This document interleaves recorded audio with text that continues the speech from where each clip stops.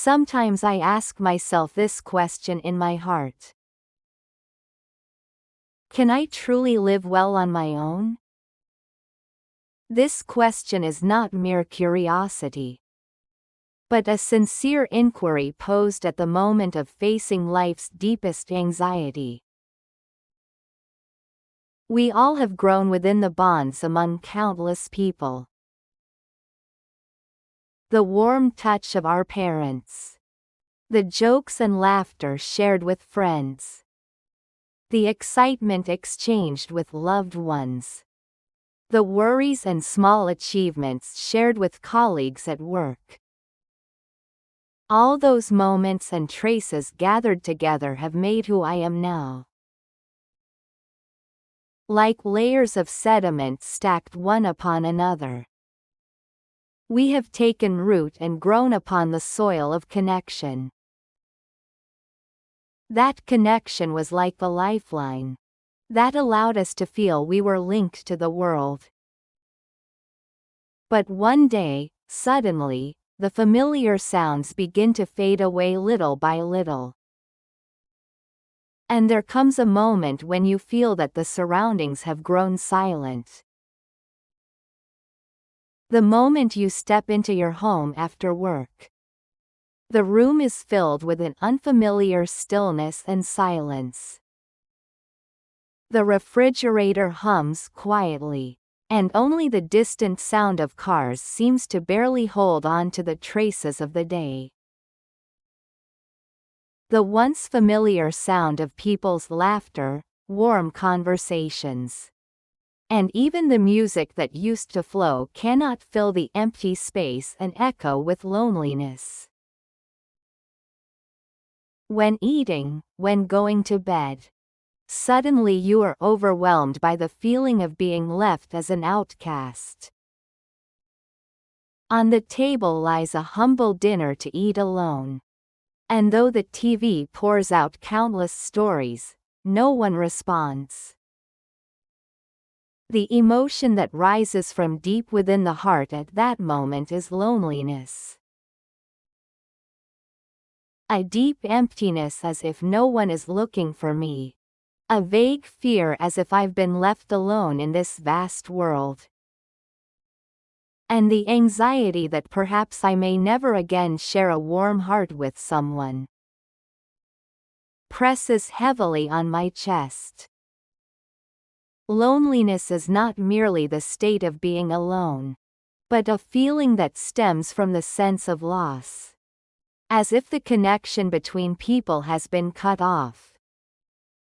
Because we have confirmed the meaning of our existence through being together. When that bond fades, we feel the fear that our very existence is shaken. But this time of loneliness is not necessarily only negative. Time spent alone is never isolation or disconnection. Rather, it can be the most precious and meaningful time in our lives. A time that allows us to stand firm on our own. This very moment of feeling loneliness may in fact gift us the opportunity to truly approach ourselves. Through this time, we learn to let go of the heart that leaned on others. And to connect wholly with ourselves. The reason it is okay to be alone is clear. Because in the end, it is I who must live through my emotions. No matter how close a friend or a loved one may be, they cannot completely feel on my behalf the loneliness and emptiness deep within my heart. Someone may truly listen to my story, stay by my side, and comfort me. But in the deep night, when all comfort has faded, and I face the deepest loneliness in my heart, in that place, only I stand alone. Another person's understanding belongs to the realm of empathy. but they cannot shoulder my emotions themselves. And I come to realize that fact. This is also a very fundamental truth of life. No matter how many people surround us, we are ultimately living in each of our own inner rooms. Sorrow, joy, anxiety, the one who wholly feels and interprets the weight of all these emotions as myself. This truth first feels bitter and sorrowful. Can no one really understand me completely? Why am I left so alone like this? Sometimes I blame myself and shed tears. But if you shift your perspective just a little, this truth becomes a very precious freedom given to us. The realization that I myself am the owner of my emotions. The moment I acknowledge that only I can fully accept and soothe my emotions, we begin true self-acceptance in its real meaning. When I embrace my own heart, fill my day with my own strength, and calm my inner anxiety myself, then I become much stronger and steadier than before.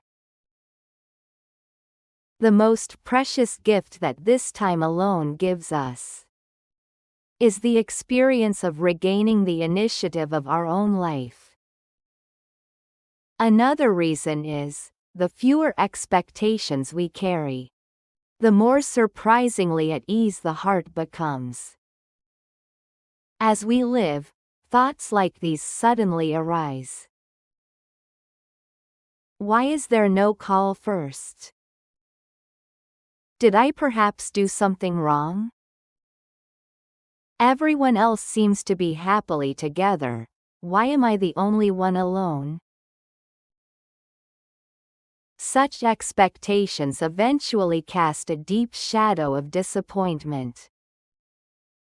People change at any time, and situations are always unpredictably shifting. We cannot control or command those changes as we please. The greater the expectations toward another's actions or emotions, the deeper the wounds in the heart will inevitably be. People are busy living their own lives. They have no obligation to fill our days 24 hours a day. Sometimes the reason they don't reach out may simply be that they are busy, or because of their own personal issues. When we assign meaning to their actions, and believe that this meaning determines our own worth, loneliness is magnified. But if we slowly let go of those expectations, and instead practice filling our own day entirely by our own strength, our heart becomes astonishingly light. It's okay even if there's no call from someone, and eating alone no longer feels empty. Because I have already learned how to be with myself, and I am cultivating the strength to focus on myself. Letting go of expectations does not mean becoming cold or distancing from people. Rather, it is the warmest and wisest way of protecting myself. When I firmly hold the center of my own life, I can be a more stable and warm presence when together with someone. It is like a tree with firm roots that does not shake in the wind but stands steadfast. Even amidst the sway between people, my existence does not easily falter. Time alone gives us yet another gift. It is that it helps us grow fully. When among people, we often lose our own voice. We listen to others, match their moods, and strive to meet expectations, until what I truly like and want grows vague. My existence itself becomes blurry. As we continuously focus on external voices, our inner voice inevitably grows smaller. But in the quiet of solitude, our inner voice is heard clearly at last. In the moment we are freed from external gaze and judgment, we begin to truly explore ourselves. What I really want to do, what I fear, and in what moments my heart feels the most at peace. All of these gradually reveal themselves. Only then do we truly come face to face with ourselves. Time alone is like pulling weeds out of a garden and sowing the seeds I want to plant. It is removing the unnecessary and focusing on what will truly help me grow. Through this process, we can look at our strengths and weaknesses objectively and set the direction of life for ourselves. In the quiet time, reading a book, writing as I feel, listening to music I love, taking a walk in the sunlight, creating small routines and keeping them. Through these moments, we grow stronger. Time spent alone is never an empty void. That time is a precious nourishment that fills me inside and makes my life shine again. And furthermore, there is another important truth. The strength to be with someone ultimately comes from the strength to stand alone. A person who cannot stand alone easily depends on others. At first, that dependence may feel like sweet love. But if the other person drifts away even a little, the heart quickly trembles and the bond becomes unstable. It is easy to fall into a dangerous situation where the presence of the other becomes the precondition for one's happiness. The expectation that others will fill my lack eventually gives rise to more loneliness and disappointment. On the other hand, a person who is fine alone is different. Because they hold their own center, they can be a more stable and warm person when together with someone.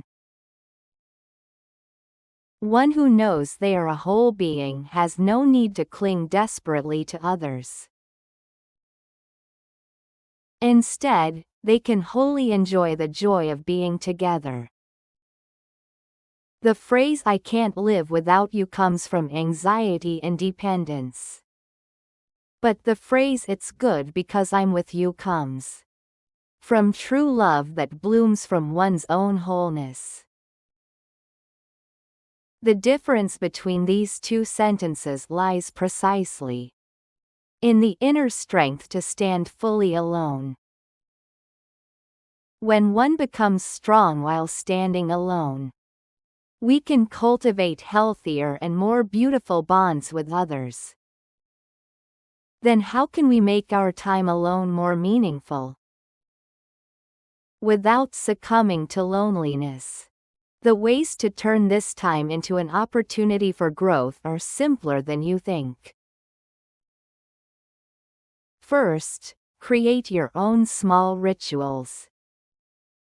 Starting the day by opening the window and breathing in fresh air. Or ending the day by listening to favorite music and drinking a warm cup of tea.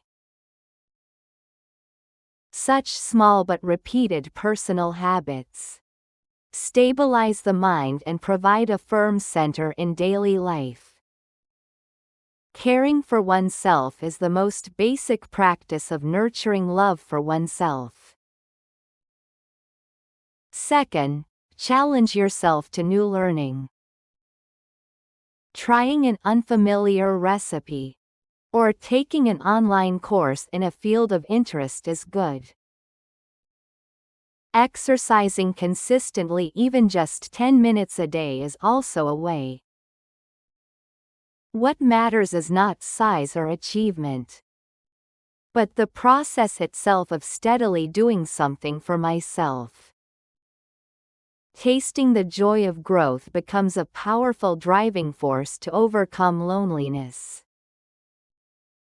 These small attempts accumulate to build confidence and cultivate a positive sense of self-efficacy that I can accomplish anything alone. Third, spend time closer to nature. Listening to the rustling leaves in a park or walking slowly down a sunlit path to ease the heart is good.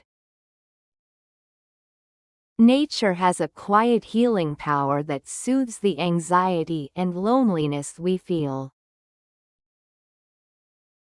Before the grandeur of nature, we can see our existence objectively and momentarily put down our small worries.